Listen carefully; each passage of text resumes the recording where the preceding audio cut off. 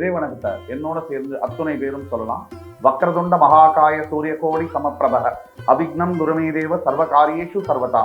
தென்னாட்டுடைய சிவனே போற்றி, என் நாட்டவர்க்கும் இறைவா போற்றி. அன்பர்களே, நண்பர்களே, உங்கள் அத்துணை பேரையும் மறுபடி சந்திப்பதில் மிக்க மகிழ்ச்சி கொள்கிறேன். இன்றைக்கு நம்ம பேச போறது ஒரு புதிய தலைப்பு.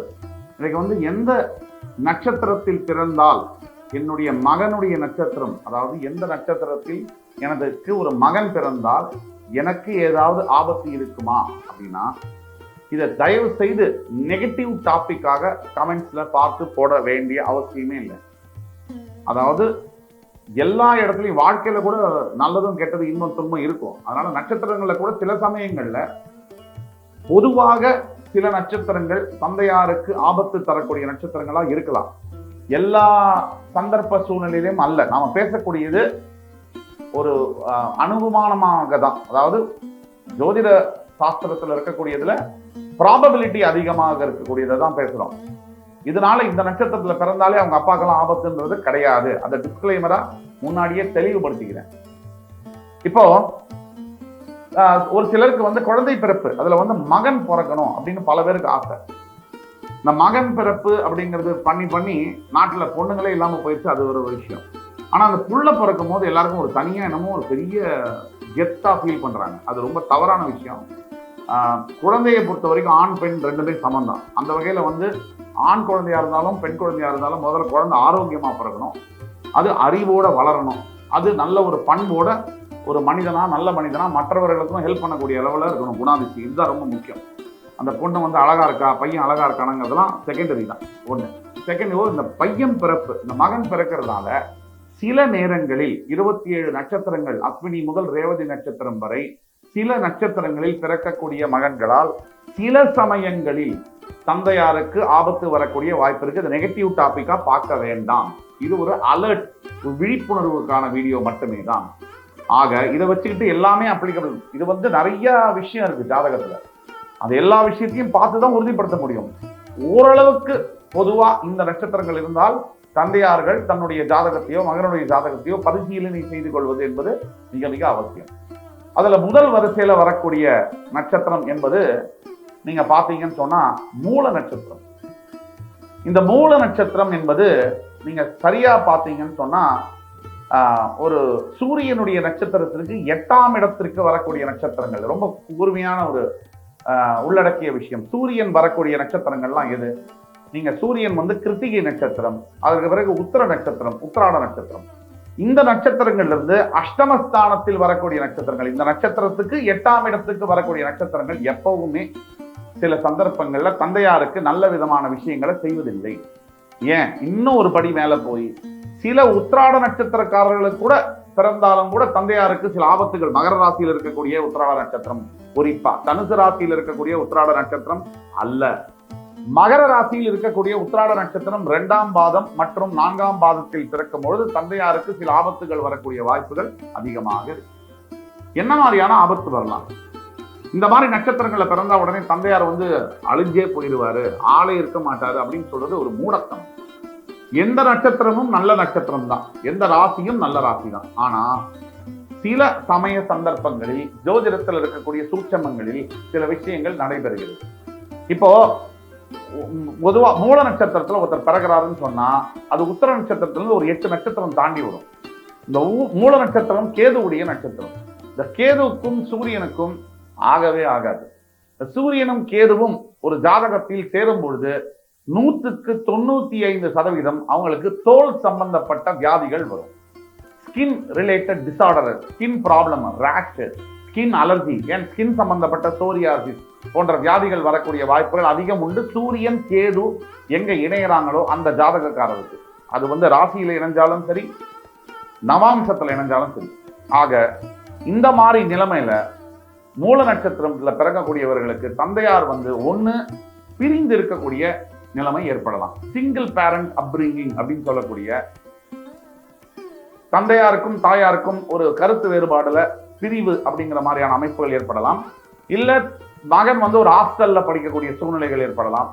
இல்ல தன்னுடைய மாநிலத்திலிருந்து வேற மாநிலம் போய், இல்ல மாவட்டம், இல்ல வெளிநாட்டுகளுக்கு போய் தந்தையை பிரிந்து இருக்கக்கூடிய வாழ்க்கை சூழ்நிலை. சின்ன வயசுலேருந்து அப்பாவை பிரிந்திருக்கக்கூடிய ஒரு சந்தர்ப்ப சூழ்நிலைகள் ஏற்படலாம். ஒண்ணு. அதற்கு அடுத்தபடியாக அஸ்வினி நட்சத்திரம், அதுவும் கேதுவுடைய நட்சத்திரம் தான். அந்த கேதுவுடைய நட்சத்திரம் அஸ்வினி நட்சத்திரத்துல பிறக்கும் பொழுது என்ன ஆகும்னு சொன்னா, இதுல விதிவிலக்கு மக நட்சத்திரம், கேதுவுடைய நட்சத்திரமா இருந்தாலும் கூட இந்த மக நட்சத்திரத்துல பிறக்கக்கூடியவங்க அப்பாவோட ரொம்ப நெருக்கமாயிருவானுங்க. பக்கத்துல இருந்தா சண்டை போட்டுட்டே இருப்பாங்க. எப்ப பாரு அப்பாக்கு இவங்களுக்கு மோதல் இருந்துகிட்டே இருக்கும். நான் தான் பெரிய ஆளு, நீ தான் பெரிய ஆளுன்னு அப்பாக்கு அந்த பையனுக்கும் ஃப்ரிக்ஷன் இருந்துகிட்டே இருக்கும். அப்பா பேச கேட்கவே மாட்டான், ஆனா அப்பா மேல உயிரா இருப்பான். அப்பாவும் அந்த பையன் மேல உயிரா இருப்பாரு. ரெண்டு பேரும் சேர்ந்துதான் பயணிப்பாங்க. The best father and son அப்படின்னா இந்த மக நட்சத்திரத்தில் பிறக்கக்கூடிய ஆண்களுக்கு வரக்கூடிய அப்பாக்கள் இருப்பாங்க. ஆனா அஸ்வினி நட்சத்திரத்தில் இருக்கக்கூடியவர்களுக்கு எப்பவுமே தந்தையாருடைய பாதிப்போ சப்போர்ட்டோ அதிக அளவில் கிடைக்காது. அஸ்வினி நட்சத்திரத்துல முக்கியமா நான் சொல்றேன், நல்லா குறிச்சு வச்சுக்கோங்க. அஸ்வினி நட்சத்திரத்துல பிறக்கக்கூடிய இரண்டாவது மகன், அதாவது முதல் மகன் அல்ல, சீமந்த புத்திரன் அல்ல, இரண்டாவது மகன்களுக்கு தந்தையாருடைய அரவணைப்போ அன்போ தந்தையாரின் மூலியமா வரக்கூடிய பெனிஃபிட்ஸோ முழுசுமா வர முடியாது. அந்த நேம் ஒரு லெகசி, தந்தையார் ஒரு பெரிய மியூசிக் டைரக்டர், அஸ்வினி நட்சத்திரத்துல ஒரு ரெண்டாவது பையன் இருக்கான், அவனுக்கு வராது பேரு. அவங்க அப்பாவோட அந்த முதல் பையனுக்கு தான் வரும். அந்த முதல் பையன் தான் அப்பாவோட லெகசியை கேரி பண்ற மாதிரியான சூழ்நிலைகள் இருக்கும். இருந்தாலும் இவர் ரெண்டாவது பையன் இன்னுமே டேலண்டடா இருப்பாரு. ஆனாலும் கூட அவரால் அப்பா அளவுக்கு ஒரு பெயரோ புகழோ தடுக்கும், எடுக்க முடியாது. இது ஒரு எடுத்துக்காட்டு. இதற்கு அப்புறம் பாத்தீங்கன்னா உத்திராட நட்சத்திரம். இந்த உத்திராட நட்சத்திரம் ரொம்ப முக்கியமானது, சூரியனுடைய நட்சத்திரம். ஆனா அப்பா கூட மட்டும் ஒரு பிரிவு. பெரும்பாலான உத்திராட நட்சத்திரத்தில் பிறந்த மூத்த மகன்கள், அதாவது முதல் மகன்களுக்கு நீங்க பாத்தீங்கன்னு சொன்னா உத்திராட நட்சத்திரத்துல பிறக்கும் பொழுது சிறு வயதிலேயே ஒண்ணு தந்தையை இழக்கக்கூடிய சந்தர்ப்பங்கள் ஏற்படலாம். எல்லோருக்கும் அல்ல, நிறைய பேருக்கு தந்தையை லூஸ் பண்ணக்கூடிய சந்தர்ப்பங்கள் ஏற்படலாம். அப்படி இல்லை அப்படின்னா தந்தையை பிரிந்து இருந்த ஊர்ல இருந்து வேற ஊர் தனித்து வீட்டை விட்டு ஓடி வராங்கன்னு சொல்லுவாங்க. அது படிப்புக்காகவோ இல்ல சினிமா மேல ஆசையிலையோ இல்ல வேற தொழில் பண்ணணும், அந்த இடத்துல இருக்க பிடிக்கலையனோ, ஏதோ டப்பால் அடைச்ச ஒரு ஈ மாதிரி அவர் ஃபீல் பண்ணுவாரு, வெளில வரணும்னு. அப்படியாக உத்திராட நட்சத்திரத்தில் பிறந்த சில மகன்களுக்கு தந்தையாருடன் வாழக்கூடிய யோகியதை, தந்தையாருடன் வாழக்கூடிய பாக்கியம் அல்லது தந்தை சிறு வயதிலேயே விபத்தின் காரணமாகவோ இல்ல ஒரு வியாதிகளின் காரணமாகவோ தன்னை விட்டு பிரியக்கூடிய சூழ்நிலை என்பது ஏற்படலாம்.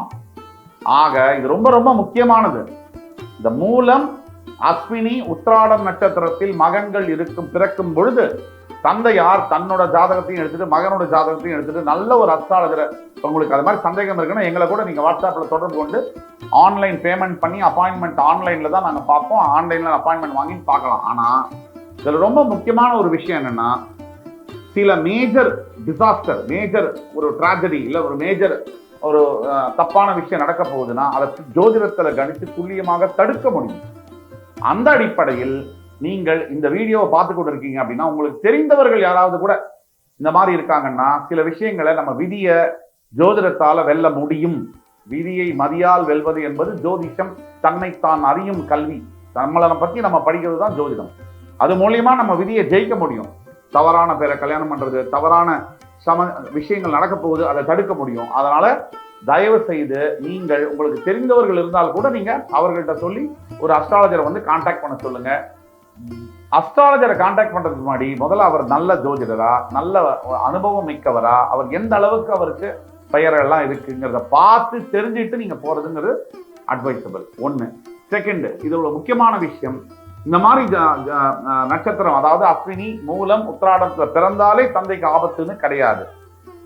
இது விதி, சில விதிகள் இருக்கு. ஆனா ஜோதிடத்துல விதிகளை விட விதி விலக்குகள், எக்ஸம்ஷன்ஸ் ரொம்ப அதிகம். அந்த வகையில there are exceptions, விதி விலக்குகள் அதிகம். அதை பத்தி பயப்பட வேண்டாம். ஆனா ஒட்டு மொத்தத்துல இந்த மாதிரி நட்சத்திரத்தில் இருக்கக்கூடிய மகன்களை பெற்ற தந்தையார்கள் இருக்குமே, ஆனால் இல்ல மகன்கள் இருக்குன்னா கொஞ்சம் உங்களோட ஜாதகத்தையும் அப்பாவோட ஜாதகத்தையும் செக் பண்ணிக்கிறது நல்லது. ஏன்னா எந்த சந்தர்ப்பத்திலையும் ஏதாவது ஒரு விஷயம் நடக்க போறதுக்கு முன்னாடி நீங்க அதை தவிர்த்து கொள்ளலாம் அப்படிங்கிற விழிப்புணர்வு வீடியோ தான் இந்த வீடியோ. ஆக இந்த வீடியோவானது மேஷ ராசி, தனுசு ராசி மற்றும் மகர ராசி அன்பர்களுக்கு மிக மிக முக்கியமான ஒரு பதிவு. உங்களோட ஃப்ரெண்ட்ஸ், ஃபேமிலிஸ் அண்ட் ரிலேட்டிவ்ஸ்ல மேஷம், தனுசு, மகரத்துல இருந்தாங்கன்னா அவங்களுக்கு இந்த வீடியோ நீங்க ஃபார்வர்ட் பண்ணலாம், ஷேர் பண்ணலாம். உங்களுக்கு இந்த வீடியோ பிடிச்சிருந்ததுன்னா லைக் பண்ணி, கமெண்ட் பண்ணி, சப்ஸ்கிரைப் பண்ணுங்க. மறுபடி அடுத்த காணொலியில் மறுபடி உங்கள் எல்லோரையும் சந்திக்கும் வரை உங்களிடமிருந்து விடைபெறுவது உங்கள் சுபாஷ் பாலகிருஷ்ணன். நன்றி, வணக்கம், வாழ்க வளமுடன்.